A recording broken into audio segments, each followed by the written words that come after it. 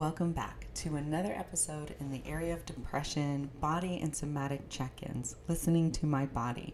This episode is all about when the body says stop, honoring our rest signals. And rest is a form of wisdom for us, it is not a form of weakness.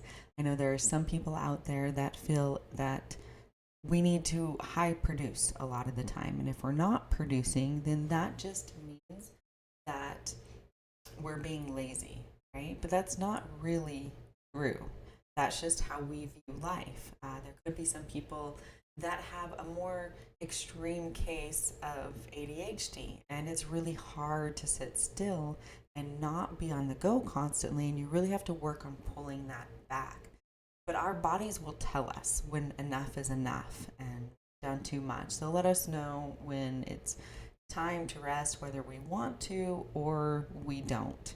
And so, in a world that does praise hustle and constant productivity, stopping when you can feel like a failure to you. But in depression, your body's stop isn't a signal that you're being lazy, it's your body's wisdom taking over for you. Rest is a biological reset button, right? It's your body saying, if we keep going right now, we'll break down instead of breaking through. And so today we'll explore how to recognize these signals and honor them without falling into shame. Because we want to be gentle with our own mental health and gentle with our own bodies, just like we would encourage other people to. Sometimes we need to remember that we have to give that to ourselves as well. And so, where do we start? Of course, in a lot of these videos, it's all about awareness, is the very first thing. Because if we're not aware of what's going on inside or on the outside of us, how can we change something? So, recognizing your rest signals. Your body communicates to you in subtle ways, and sometimes, if we're not listening to those ways, our body can get louder and louder for us. And that's when it's time to pause. So, here are some signals that some of you may have. You have heavy eyelids or constant yawning, feeling physically heavy like you're walking through mud, brain fog, difficulty making decisions, or zoning out mid conversation, and sudden irritability or emotional flooding. And here's a prompt: what's your earliest sign that you're reaching your limit, right? If we just stop there, maybe we can catch it before we've gone too far. So where do we go next in the when the body says stop, honoring our rest signals?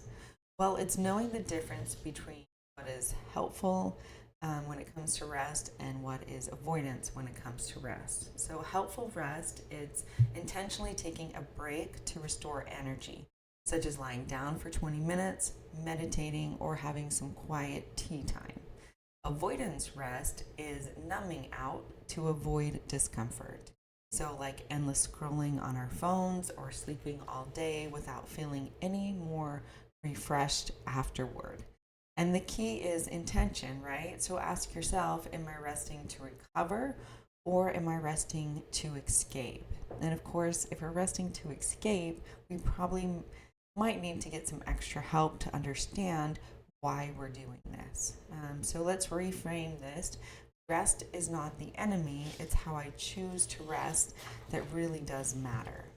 So, where do we go next in this when the body says stop, honoring rest signals? Well, create a rest ritual, right? So, this is just some routine that you can do either on a daily basis or a weekly basis to help yourself practice how to rest. So this is build a few go-to rest practices that generally do restore you. So is that a warm shower, listening to calming music with your eyes closed, gently stretching in bed, guided breathing, or doing a body scan meditation? So keep them short and simple so that they're doable for you.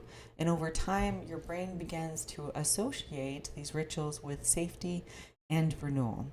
So here's a tip: treat rest like nourishment. Schedule it before you're running on empty. So just like when we feed our bodies food, we want it to be fuel for us, to give us energy, to nourish our bodies, to be helpful for the things that we need to do in life. Eat a bunch of sugar or a bunch of junk food, then maybe we want to schedule some rest time so we don't end up crashing in the middle of our day.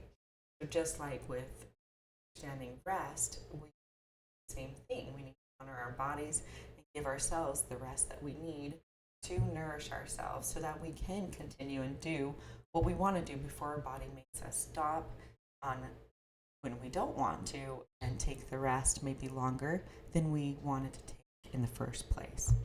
So let's recap and wrap up.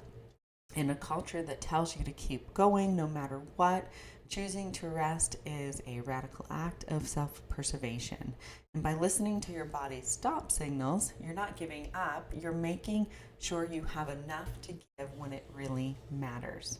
So, in our next episode, we'll explore how your posture and body language affect your mood and how small adjustments can open up space for emotional relief. So, here we are at the comment section.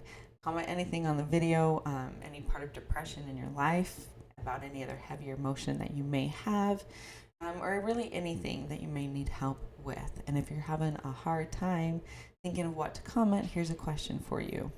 What is one of your body's stop signals? So for now, I challenge you to take one intentional rest break today without guilt. And if you've lasted this far, then you can hear about the journals and the children's book that I have created.